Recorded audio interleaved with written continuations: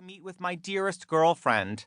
In a kinder world, one that didn't frown on relationships between 7-year-old gay boys and 30-year-old married women, we'd be getting coffees on our way to yoga instead of sitting on damp grass watching fat kids play wiffle ball. My mother was happy that I now seemed to enjoy camp. She would quiz me on what I was doing there, and I would respond non-committally, stuff. She never pressed too hard. So relieved was she that I would finally leave the house without a meltdown that could rival Olivia de Havilland in the snake pit. Weeks pass uneventfully until one day my mother asks me why I spend all my time with Rose and won't play with the other kids. Rose is concerned, my mother tells me. And this is my first taste of betrayal. Here I was thinking we were having a lovely summer together, Rose and I, only to find out that she saw me as nothing more than some child. Some friendless kid who didn't know how to throw a ball. Some nobody. Gay people, even at the tender age of 7, know how to turn against someone in the most chilling of fashions. Damien in The Omen didn't give as dead-eyed a stare as I did the next time I saw her. "Good morning," I said with the inflection of a corpse. I think she might have even gasped, so bitchy was my demeanor, a stark contrast from the chummy Laverne and Shirley roles I'd previously cast us in. My carefree smiles and easy laugh now replaced with the expressionless mask of a sociopath. "I'll take my juice now, please," was the last thing I ever said to Rose. The following summer, when I'm 8, on the first day of camp, I hide my bus pass in a jar of peanut butter.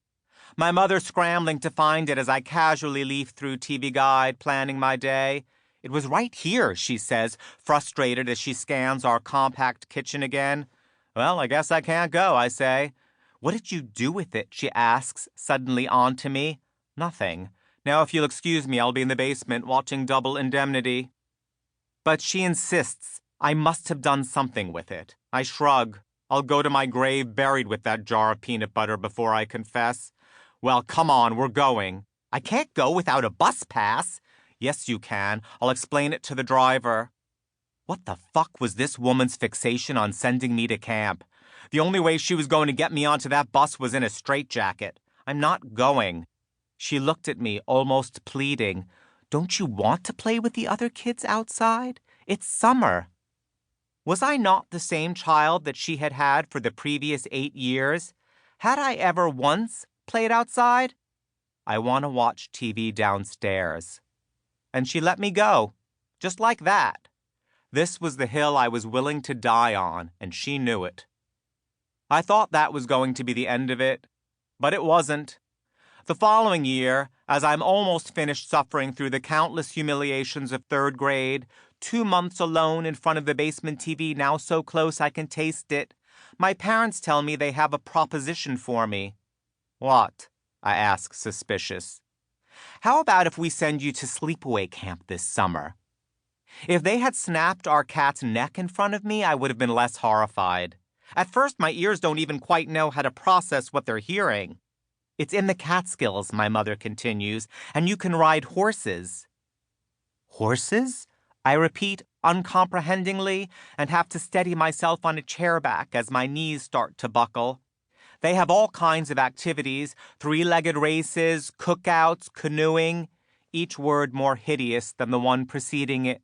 Yes, tell me more about how my life is going to end. I think at this point I depart my body and float above the room, looking down on the now empty shell of my 9-year-old self with complete detachment. How peaceful he looks. My parents, while trying to entice me with their idea of a child's idyllic summer, had instead conjured a hellscape worse than anything Dante could have imagined. If we had smelling salts, this would have been the perfect opportunity to use them. I'm sure from my reaction they had an indication that this was not going to go their way. Finally, my mother says, "Well, you can't just stay home all summer." "Why not?" The really perverse thing was that my sister, Maria, who was 3 grades older than me, had always dreamed of going to sleepaway camp. This was something we'd only ever seen in movies. As far as we were concerned, sleepaway camp was something just for rich kids. But unfortunately for Maria, the offer was only good for me. They were only going to spend that money if it was going to get a head case like myself out of the house. They weren't going to waste it on my...